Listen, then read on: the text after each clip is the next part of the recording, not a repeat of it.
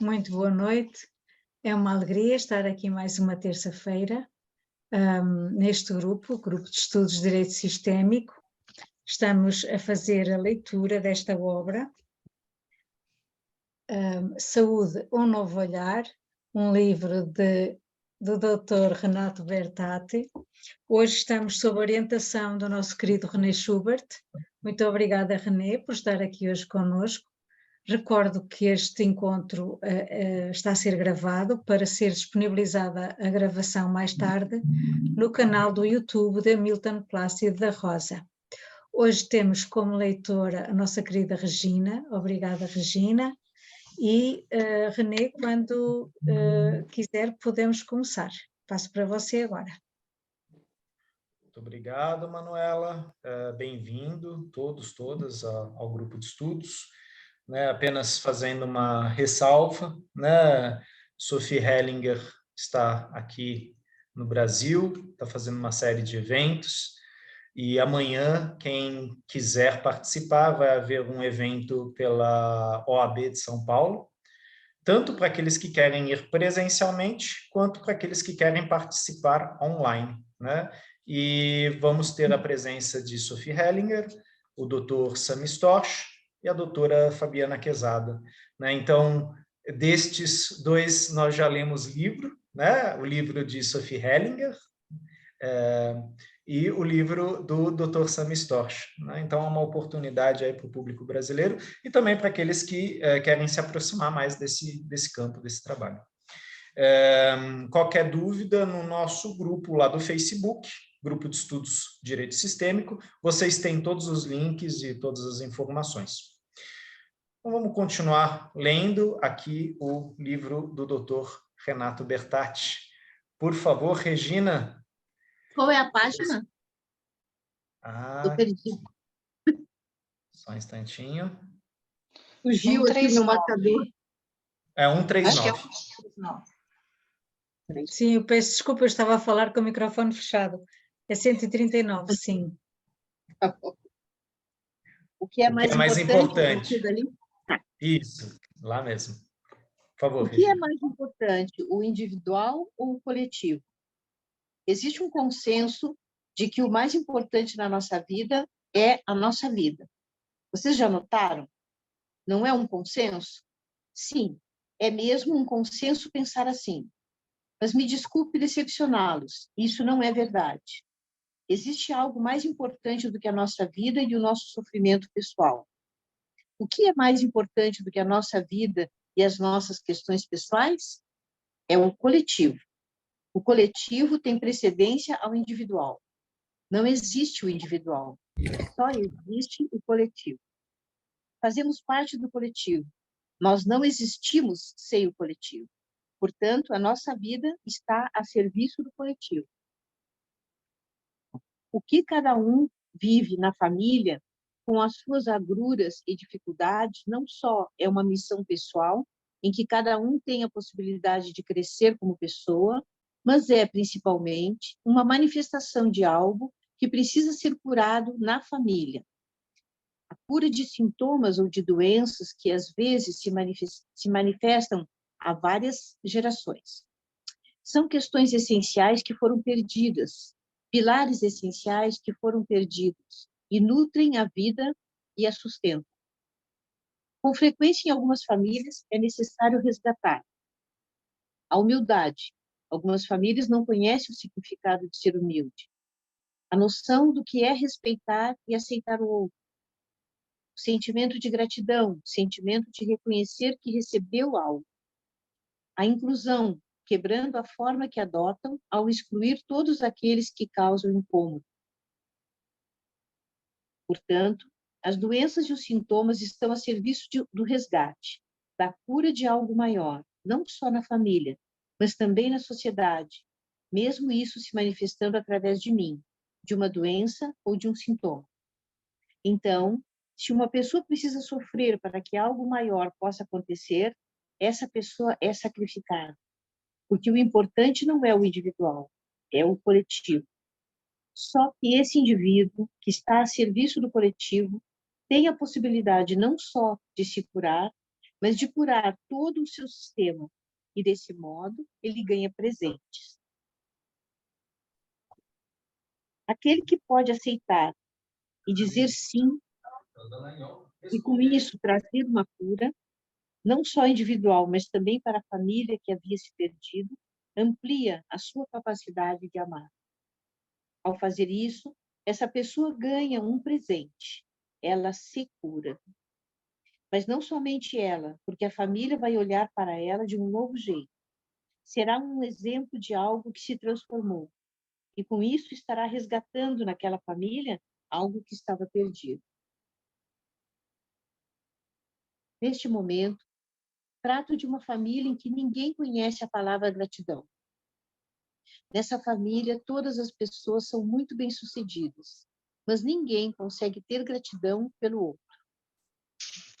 Os filhos não sentem gratidão pelos pais, nem os irmãos entre si, nem o marido consegue ter gratidão para com a esposa, na verdade, ex-esposa. Nem a esposa consegue ter gratidão pelo marido.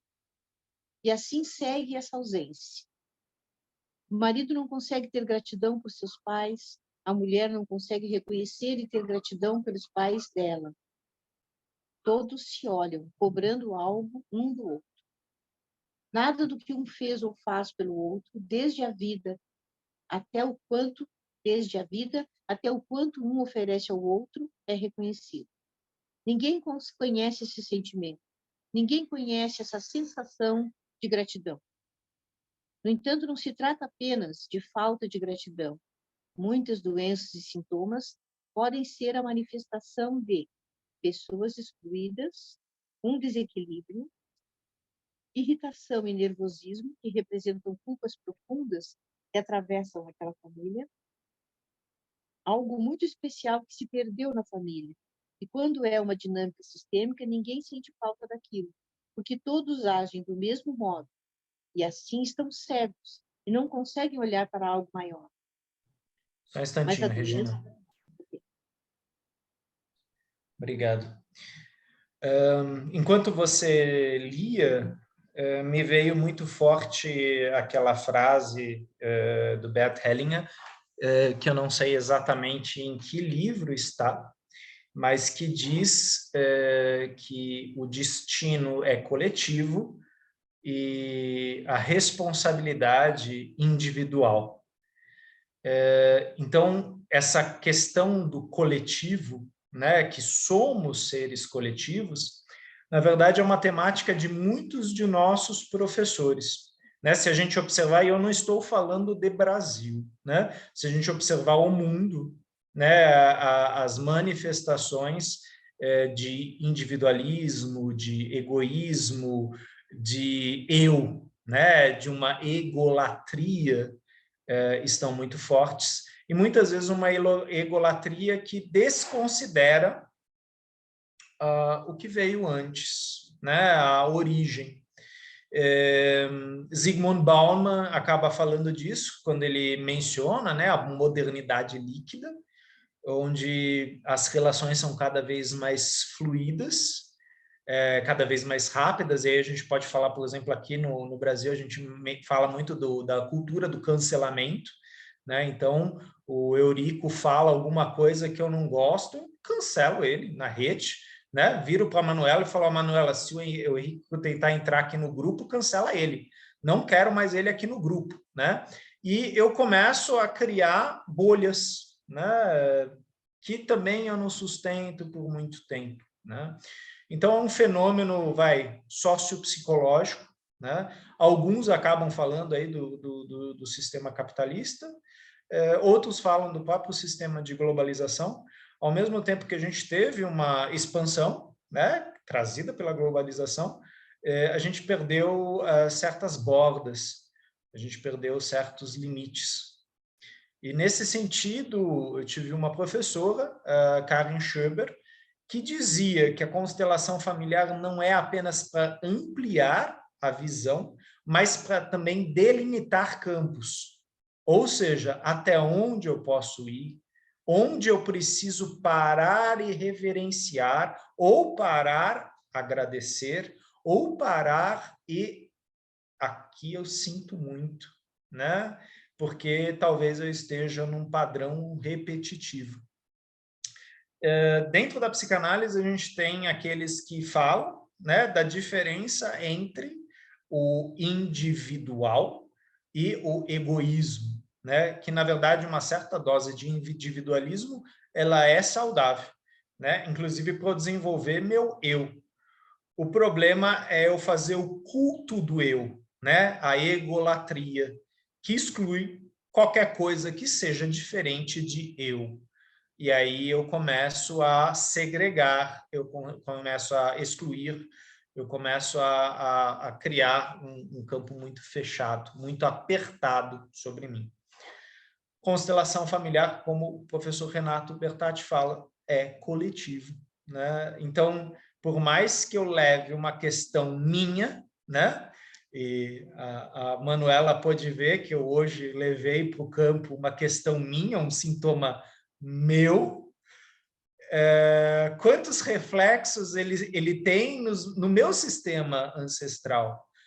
E depois que a gente olha a imagem da constelação, a gente fala, pô, não vou mais levar nenhum sintoma, porque eu achei que era uma coisinha desse tamanho, ficou gigante aquilo, envolveu um povo todo, pô, gente, para menos, né? Era só uma dorzinha, né? Se for assim, eu não sinto mais, né?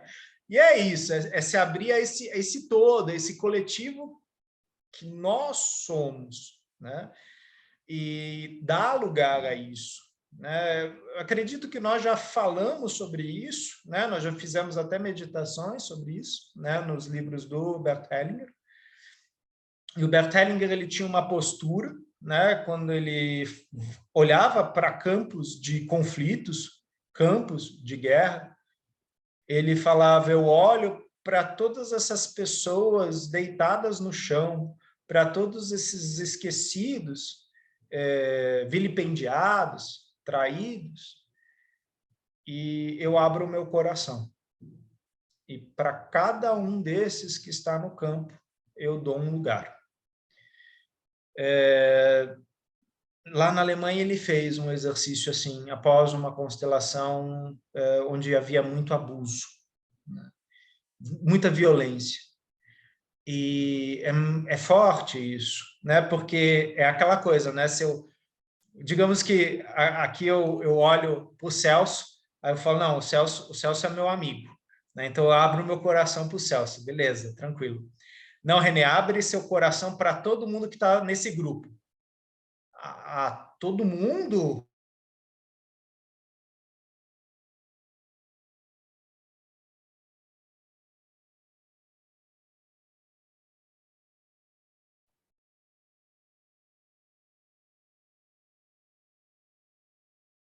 Outro, né? Eu faço diferenças entre um e outro, né? Eu percebi que a minha tela parou aqui.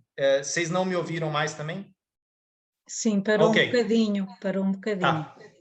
Então eu vou repetir, né? Toda vez que eu abro o meu coração, mas eu abro o meu coração com condições, ou seja, o Celso é meu amigo, então para ele eu abro, mas para o resto, né? Então, não, a Melissa está sentada numa cadeira de madeira, não gosto não, né? A Cleusa falou que ela está com o pé machucado, não, esse tipo de campo eu não quero, então eu vou tirando, afastando, e aí eu não consigo me entregar ao coletivo, né? Eu me fecho no indivíduo, né? E nossa sociedade ela tem isso, inclusive em certos aspectos, inclusive de moda, e eu não estou criticando a moda, tá?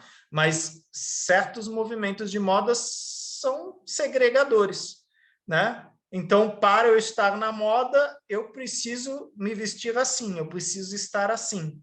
E quem não está out. Até interessante esse termo em inglês. Tá out, tá fora, né? Você não participa, você não pertence, né? E como nós conseguimos, né, dentro da nossa alma, abrir para aquilo que está out, para aquilo que está fora? Porque abrir meu coração para aqueles que são semelhantes, para aqueles que são iguais ao meu sistema de pertencimento, é fácil, flui, a questão é aquele que é tão diferente, né? E essa é uma tarefa muito bonita das escolas que trabalham o pensamento sistêmico, que trabalham a pedagogia Hellinger, né? E lá na Alemanha, na Inglaterra, na França, hoje nós temos toda a questão com os imigrantes. Na verdade, há muito tempo, mas assim, está muito forte nos últimos 20, 10 anos. Nem sei como é isso em Portugal, depois talvez a Manuela queira contribuir. Mas hoje a gente tem facilitadores que trabalham nas escolas exatamente porque nós não temos apenas um choque de raça, né, de etnia, nós temos um choque de línguas, né? Os alunos, eles não se entendem, porque eles são de línguas diferentes, eles são de culturas diferentes, de tradições diferentes, e muitas vezes o professor, como tradutor, ele não dá conta da multiplicidade de diferenças que há lá, né? Então, essa é uma questão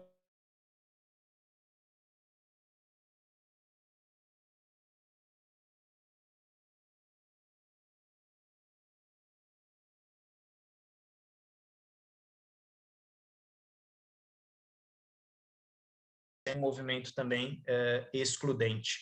Eu acho que eu parei de novo, né? Então, eu estava falando da Europa de um fenômeno, né, de muita violência, principalmente na questão étnica cultural, né? Ou seja, segregação, separação, é aquele coletivo que é insuportável, é intolerável. E como às vezes esse exercício das constelações, esse exercício mindfulness, esse exercício do pensamento sistêmico, da meditação, ele tenta dar lugar ao diferente no meu coração, o Ho'oponopono, né? E a gente fala de vários movimentos aí que tentam trazer o outro tão diferente também para o meu campo. E eu não estou falando que isso é fácil, isso é extremamente difícil, né? E isso não vai fazer com que não exista preconceito, né? O preconceito sempre vai existir porque é um movimento da minha própria mente, o julgamento. A questão é o quanto isso é consciente, o quanto eu faço isso com consciência, né? Alguém gostaria de colocar alguma coisa nessa leitura que a Regina fez até aqui? A própria Regina? Ok, vai lá, Regina. Abrindo aqui. Então, Renê, na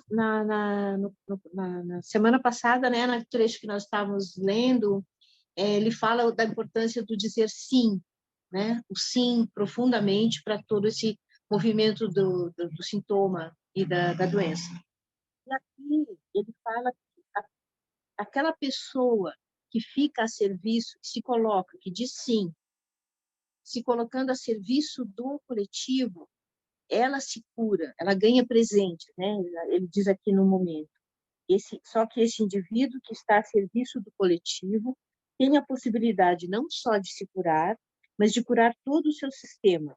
E desse modo ele ganha presentes. A minha pergunta para você é a seguinte: em que dimensão ele está falando dessa cura? Porque vai acontecer, como acontece sempre, de uma pessoa do sistema expressar um sintoma, expressar uma doença para o bem do sistema e morrer.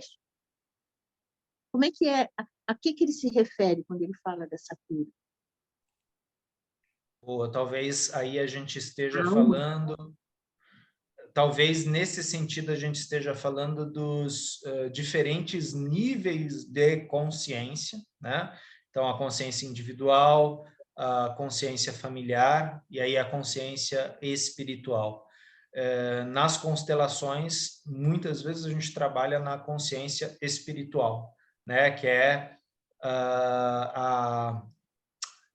o quinto círculo do amor, né? E se a gente lê os 5 círculos do amor, se eu não me engano, eles estão naquele livro Paz e Conflito, ou é No Lugar para os Excluídos, agora não me lembro direito.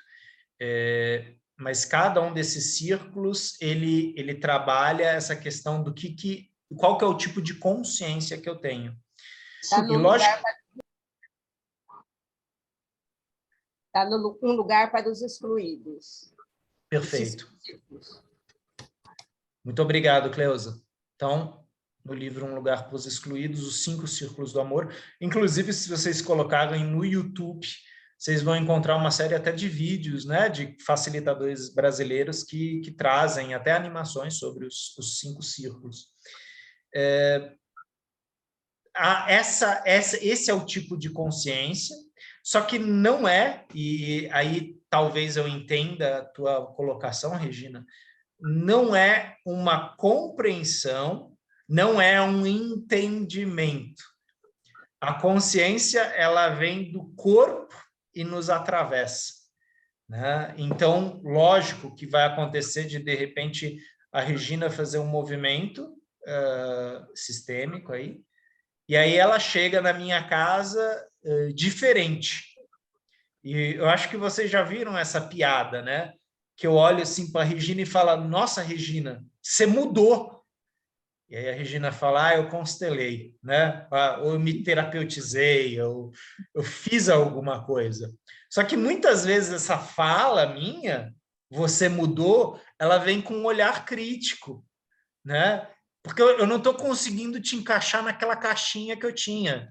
Eu tinha uma caixinha aqui, Regina, onde você encaixava muito bem. E aí, de repente, você fez teus Paranauê aí e você ficou muito diferente. Não estou conseguindo te colocar. Isso vai acontecer dentro da família, né? Lá está a Regina fazendo aqueles movimentos esquisitos, né? Trazendo essas coisas estranhas, tal. É esse tipo de movimentação que vai levar uma consciência. Porque talvez, num primeiro momento, aquele familiar que mais vai criticar, que mais vai se incomodar com o que você mudou, provavelmente vai ser o próximo na fila. Porque ele vai sair do lugar dele, ele vai ficar se movimentando, né? E talvez seja esse movimento. É por isso que a gente brinca, né? Constelação familiar não é todo mundo no final se abraçando, né? Em círculo, né? A gente tem os movimentos. Exato. Ou como o nosso professor falava, né? Quem bater palma no final da constelação, eu vou ficar bravo. Porque você bate palma é aquela coisa, porque essa constelação é bonita, as outras não são. Não é isso, né? É onde me pegou, né? E quando a gente participa de um workshop, pega a gente de tantos jeitos diferentes, às vezes a gente dorme, né? Não sei se aconteceu com vocês, mas tem constelação que eu capoto. Fecha os olhos. Tinha alguma coisa lá que não era para mim, não. Daquele cansaço, né? E outras a gente fica elétrico, né? Então, a consciência, né, como que ela impacta você, né? Tem aquelas constelações também que a gente pensa, lembra, a gente sabe que ela mexeu, mas a gente não consegue localizar. Você acha que funcionou? Não sei. Só sei que mexeu muito, né? Então, e por isso que também a gente não pode, né, não é com bisturi, a gente não consegue delimitar aquilo. Porque às vezes aquela constelação que a Regina trouxe é o tema dos ancestrais dela. E a Regina, ela está aqui como, talvez por lealdade, né, como buscadora, mandando essa informação de novo lá para o campo, né? Então, hoje mesmo o Stefan Hausner falou isso. O presente é onde tempo e lugar, né, espaço e tempo se encontram ao mesmo tempo, né? Então, presente é aqui e agora, o passado, o presente e o futuro, né? E essa frase do Stefan Hausner me lembra a frase de Santo Agostinho, né? No livro Meditações, onde ele fala, nós temos 3 tempos, o presente passado, o presente presente e o presente futuro, né? E o cara falou isso lá atrás, hein? E a gente ainda está, né? Cada um em seu tempo, processando o tempo, né, se encontrando nesse tempo, né? Não sei se eu dei muita volta, Regina. Eu me perguntava na questão de uma cura física, né? Se a pessoa que fica a serviço dessa consciência que o coletivo vai alcançar através daquela doença, se quando ele diz essa pessoa então vai encontrar a cura, eu me perguntava se ela morrer, né? Então a cura é da alma. Sim, sim, Porque sim, sim. dizer que digamos o seguinte, eu tenho um sintoma e eu por conhecer, por estudar aqui com vocês e tal, eu concordo com o meu sintoma. E mais do que isso, eu concordo que não se encontre numa constelação um movimento só para mim. E que, afinal de contas, eu tenha simplesmente, como ele diz aqui, que ser sacrificada em nome dessa consciência que todo o coletivo vai alcançar. Então, aonde está a cura, né? A cura, se a cura física não vai acontecer, por exemplo, eu morro em nome dessa de estar a serviço desse coletivo. Então, a minha cura vai ser na alma. Era nesse sentido que eu estava pensando, né? Não sei se eu estou entendendo. Sim, sim, sim. Perfeito, eu peguei melhor agora. A palavra cura, ela é uma armadilha, né? Porque existe a cura pessoal, né? E na minha cura pessoal é o sintoma ir embora. Então, Só que muitas vezes é um purgar, né? Eu estou purgando algo para o sistema, eu estou a serviço desse algo. E aí o Hellinger falava da fenomenologia. Você consegue olhar para isso e aceitar que isso está aí e que isso vai permanecer aí? Essa é uma postura, e essa postura, talvez a gente não possa dizer a palavra cura, mas ela é terapêutica, né? Ela movimenta curas, né? A palavra cura, o problema é que ela é fechada, né? A curei, foi embora. E não é assim, né? Quantos de nós não carregam dores parecidas com seu pai, com sua mãe, e verificam as mesmas dores em seus filhos e netos, e falam, eu queria apagar isso. E aí a questão é, se você conseguisse, qual o preço? Né? E eu não sei quais de vocês assistiram um filme, é um filme, acho que de 90, não sei. O Efeito Borboleta, com Ashton Kutcher, né? Maravilhoso esse filme, mas é só o primeiro, tá? Porque esse foi um filme que fizeram 3, 4, 5 e, foi piorando. Mas o primeiro filme é bem interessante, que mostra aquela coisa, tá, qual o preço de você eliminar uma história? Né? Então, o problema foi que o Celso fez aquilo lá atrás, então eu vou voltar e eu vou desfazer aquilo que ele fez. Tá, a partir do não fazer dele, o que vai ser mobilizado então? Né? O que vai bagunçar a partir disso? Né? E tem aquele outro filme também, do Controle Remoto, esse é um filme mais humorado, né? Que o cara consegue ir e voltar no tempo. Né? Todos esses filmes, eles falam do preço. Né? Então, a cura, ela tem um preço pessoal, mas principalmente coletivo. E eu tenho uma responsabilidade de aceitar esse peso, esse fardo, isso que vem lá de trás até mim e que pode ser que siga comigo. Logicamente, eu posso procurar saídas, mas pode ser que eu não as encontre. E aí a gente entra bem no fenomenológico, né? Até que ponto uma doença incurável ou terminal é algo ruim para o sistema, né? E novamente, a gente não pode ouvir isso do ponto de vista moral, né? até que ponto aquele sacrifício não desfaz emaranhados, né? Principalmente se ele é muito consciente, né? E nesse sentido eu lembro que uma vez Sophie Hellinger trabalhou a questão de um cachorro que estava sofrendo com câncer, e o câncer era uma temática na família, e aí ela falou, cuidem dele, mas não façam eutanásia. Porque se vocês fizerem eutanásia, provavelmente a questão não vai ser purgada, né? Então, e a gente sabe, né? Tem cachorros que às vezes ficam muito tempo no sofrimento, outros de repente vão. E a gente sabe que os nossos pets, eles ocupam lugares muito especiais no sistema, né?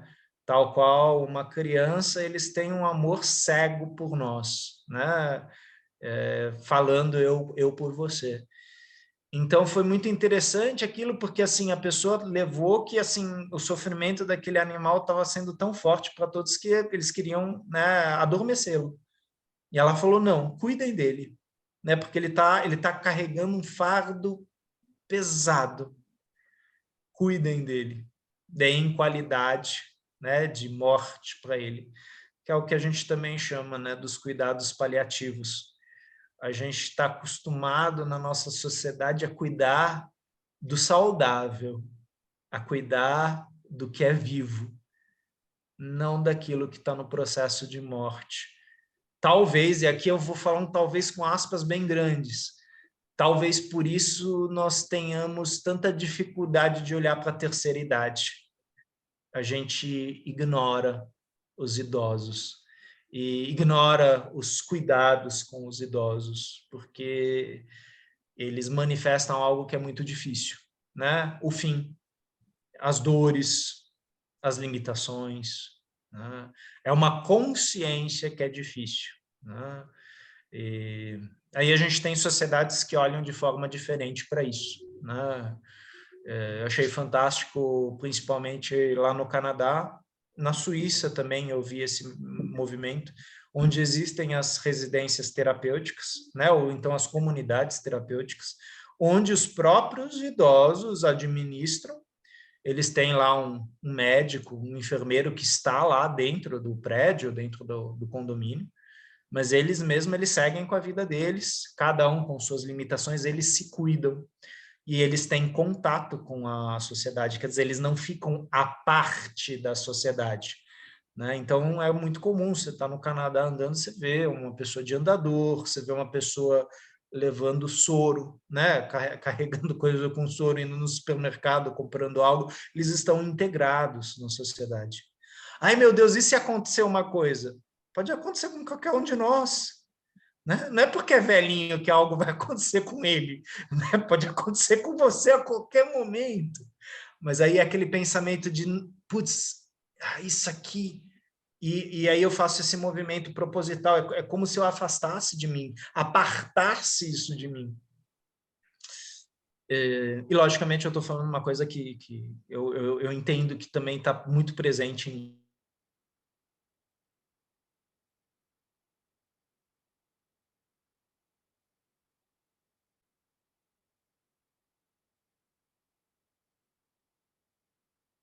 Vamos esperar.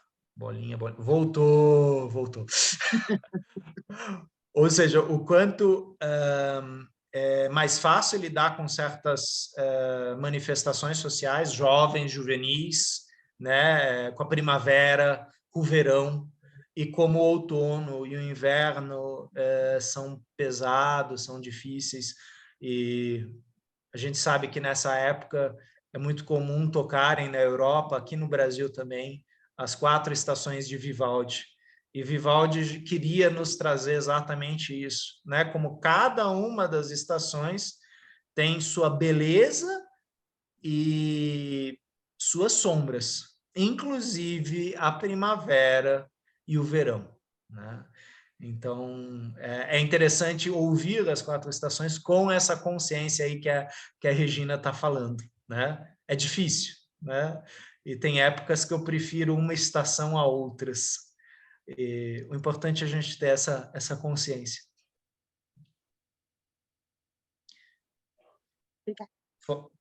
Fora a Regina, mais alguém gostaria de complementar, colocar alguma coisa? Cleusa, por favor. Complementando o que você está falando, né? Eu estudo antroposofia, né?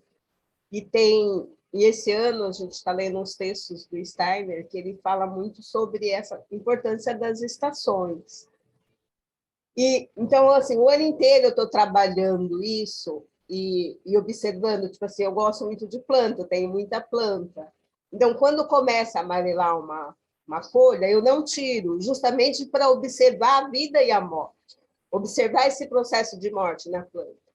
E como isso incomoda as outras pessoas, né? Daí você começa a prestar atenção. Quando você tem uma planta, começou a amarelar uma folha, você já pega a tesoura e você tira a folha amarela. Você não deixa ela ter o processo de finitude dela, né? Então, esse ano, para mim, isso foi muito interessante, fazendo essas observações simples, assim, uma plantinha, e você vê uma folhinha amarelando e esperar até ela cair por si, e não eu ir lá e arrancar, né? E isso incomoda muito as outras pessoas que não entendem o objetivo dessa observação. Então, é a gente trabalhar realmente esse processo de finitude, de vida e de morte, e ver que os dois têm o mesmo papel, a mesma importância. Então, eu aconselho todo mundo que tiver uma plantinha, fazer esse processo de observação, que isso ele traz um outro entendimento para a gente. Obrigado, Cleusa.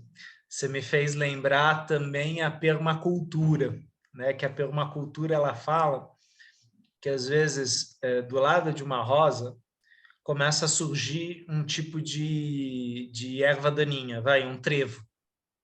E na verdade esse sintoma ele está denunciando algo que a rosa precisa, que a terra precisa. Se você arrancar aquela daninha, ela vai perder a diversidade dela, ela vai perder exatamente o movimento que a Terra está fazendo. Imaginem agora a Terra como a pele, né? Que a pele está fazendo para encontrar a cura dela, né? Então, eu vou tirando porque fica feio, né? Aí eu estou julgando, né? E eu estou controlando a natureza, sendo que a natureza ela se renova também com as daninhas, né? Inclusive para quem é do mato, né, Cleusa, para o interiorano, né, muitas dessas plantas que a gente considera ruins, né, trevos, tal, elas são as azedinhas, né? Elas mudam o pH da terra, né? Então é interessante essa sabedoria, né, que a Cleusa traz, que os antigos tinham muito forte porque eles ficavam observando, né? Tal qual os filósofos observavam os fenômenos sem interferir. Talvez em alguns aspectos a gente interfira demais. E aí aquela planta que a gente arrancou tudo que está amarelo, de repente morre, né? Porque se a gente deixasse esse processo acontecer, inclusive deixasse essa folha amarela cair na terra, é como se a terra tivesse um biofeedback. Ah, então está precisando disso, né? É legal, quando a gente conversa com um agrônomo, ele vai falar isso, a terra ela é viva, o tempo todo, que tem que interpretar esses sinais, tem que saber ver esses sinais, né? Mas a agronomia também surgiu da observação, da experimentação, né? Ou do que a Cleusa falou, desse lugar de parar e observar, né? Não só a finitude, mas o processo de cada planta, né? E deixar ele até o fim. Tanto que, assim, é fato, né, Cleusa? Eu não sei se para você isso é assim, minha avó tinha isso, né? Acabava a orquídea, né? A orquídea ficava assim, ela não arrancava. Ela deixava aquilo cair, porque ela falava, se você deixar assim, vem a nova florada no ano seguinte. Agora, se você arrancar, não vai mais ter flor. E eu lembro disso, e realmente minha mão não é tão boa quanto a da minha avó.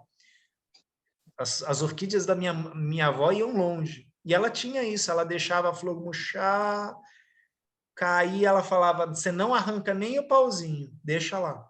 É importante isso para o processo da flor. Legal. Regina, vamos mais um pouquinho? Vamos lá. Aqui a gente faz isso também, viu, Renê? Ó, boa. Aqui a gente faz isso também, olha. Legal, legal. Por favor, Regina. Mas a doença está lá, o sintoma está lá. Antes de uma doença sistêmica se estabelecer no campo físico, alterando fisiologicamente as células e o metabolismo, ela já está no campo da família, gerando sintomas e dando sinais que ainda não se materializaram no corpo físico. Esses sinais são, por exemplo, ansiedade, nervosismo, irritabilidade, peso, confusão.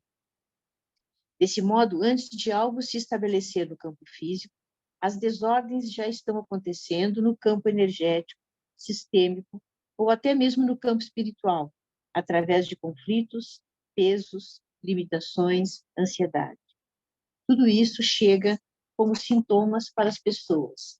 E enquanto isso não é visto, não é resolvido, continua caminhando, até o ponto que começa a se precipitar no campo físico, no corpo físico, que provoca dores ou mau funcionamento do corpo, ou até mesmo a alteração de um tecido. E a constelação é um presente, porque nos permite acessar essas dinâmicas ainda antes de se manifestarem no corpo físico. Mesmo estando no corpo físico, a constelação permite acessar o que tem por detrás disso, e com frequência até curar algo que está nesse nível. Por quê? Porque a constelação nos dá acesso a todas essas dimensões que atuam em nós, nos conectando com esse algo sobre o qual não temos consciência, que vem de um campo muito maior, de outra dimensão. Então, como podemos olhar para a doença, ou para o sintoma, que às vezes nem é uma doença, como algo ruim? Isso é um presente. Isso é um portal. É uma porta que abre uma dimensão da vida e do universo, dimensão a respeito da qual não temos consciência. Mas qual é a nossa reação quando sentimos dor ou temos uma doença? O que desejamos fazer? Fechar a porta, nos afastarmos e nos livrarmos daquilo.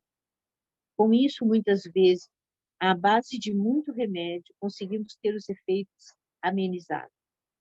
O tempo, porém, vai passando, e como nada foi resolvido, isso vai se precipitando mais profundamente no corpo físico, até que se torna uma doença mais séria, mais grave. Enfim, existe a possibilidade de fecharmos a porta. Mas se a fecharmos, haverá consequências, porque tudo aquilo que não é visto quer ser visto. Nesse sentido, a vida é impiedosa. Por quê? Porque a vida não olha para o indivíduo, mas para o coletivo. É fato, quando aqueles indivíduos que estão a serviço de algo importante negam-se a assumir esse papel e fazer disso algo bom, eles serão sacrificados. Porque se a vida tem o propósito de que eles precisam ser sacrificados, eles serão. A razão é que a vida está interessada em algo maior, que é a continuidade da família, a continuidade da vida e da evolução. Por isso, o indivíduo não é o ponto mais importante da vida. O mais importante da vida é a vida, o coletivo. Qual é o significado dessa dinâmica? É o coletivo que leva a vida adiante. O indivíduo sozinho, não. Obrigado, Regina. Aqui. Isso me faz lembrar, muitas vezes, quando a gente vai olhar nas constelações organizacionais, para um produto, para uma marca, ou mesmo para uma empresa que está frágil, né, que está quebrando, às vezes a gente coloca aquilo no campo e aí a gente percebe que ela não serve mais para o mercado, ela não serve mais para o coletivo. Enquanto aquilo serve ao coletivo, aquilo tem força. Agora, quando aquilo se torna algo muito específico, muito individualizado ou exclusivo, o tempo é mais curto, né? Lembrando que a palavra exclusivo vem de exclusão, né? Eu vou fazer um trabalho exclusivo para a Regina. O que eu estou falando? É um trabalho só para ela. É para mais ninguém. E talvez para mais ninguém, incluindo o sistema familiar dela, porque é exclusivo para ela. Qual que é o alcance de um trabalho assim? Logicamente, eu estou brincando aqui com palavras, né? Mas qual que é o alcance de um trabalho desses? Individualmente, fantástico, mas talvez não leve muito além, não vá muito longe, não amplie muito. Talvez seja uma felicidade momentânea, um resultado momentâneo, que se perde depois de algumas horas. Porque não pode ser partilhado, não pode ser dividido, né? Não pode ser ampliado, né? Então, sim, a constelação como algo coletivo, o olhar para algo como coletivo, né, nos leva além, né, além de nós mesmos, né? E é também o que nós fazemos nesse grupo de estudos, né? Logicamente que cada um poderia pegar o livro do professor Renato Bertatti e ler. Só que aqui a gente sabe, né? A gente está hoje aqui com 20 pessoas, são 20 formas de ler Renato Bertatti, 20 perspectivas de vida para ler o livro de Renato Bertatti, 20 momentos de vida lendo Renato Bertatti. E aí acontece a mágica, né? Porque não tem como ser igual, não tem como ser idiota. Idiota no sentido da etimologia da palavra, aquilo que é igual. Não tem como ser igual. É diferente, é diverso. São realidades diversas, né?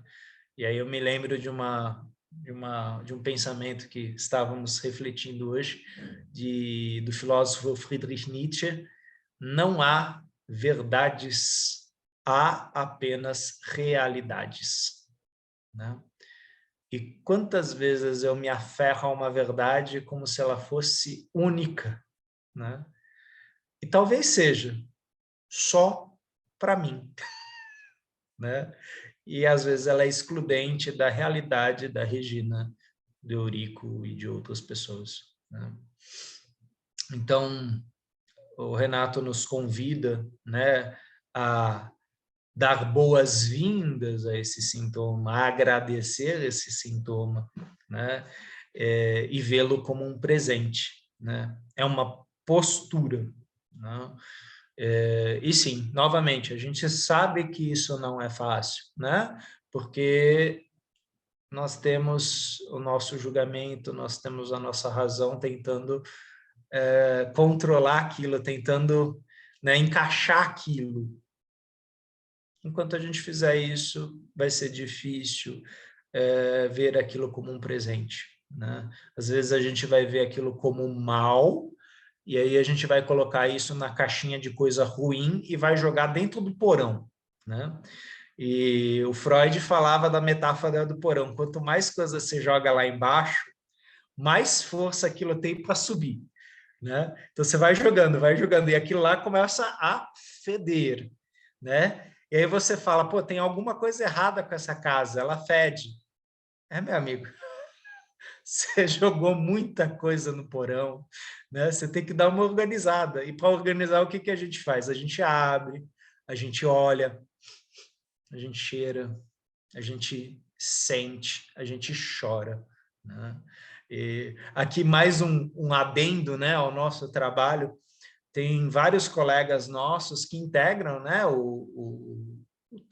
as constelações familiares, a postura da constelação familiar, as ordens do amor, ordens da ajuda, ao trabalho com casas, né, a organização de casas, ao Feng Shui, né, a gente sabe, a nossa professora, Tsuyuko Spelter, trabalha, né, com Feng Shui.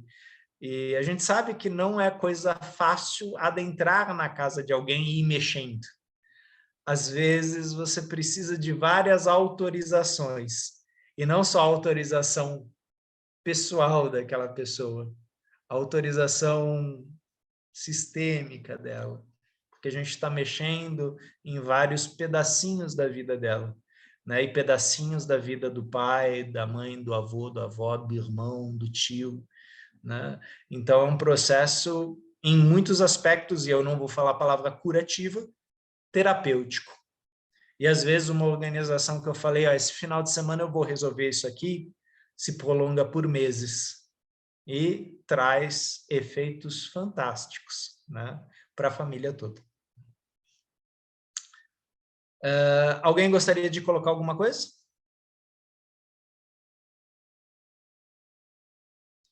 Nós voltaremos a nos encontrar na semana que vem, que é dia 13 de dezembro, e será o nosso último encontro deste ano, né?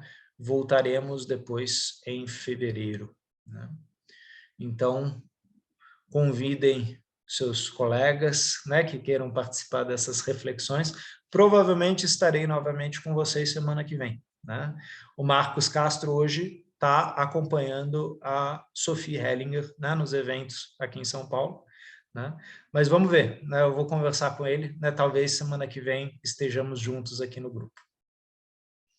Mas se não houverem dúvidas, eu passo a palavra para Manuela, né?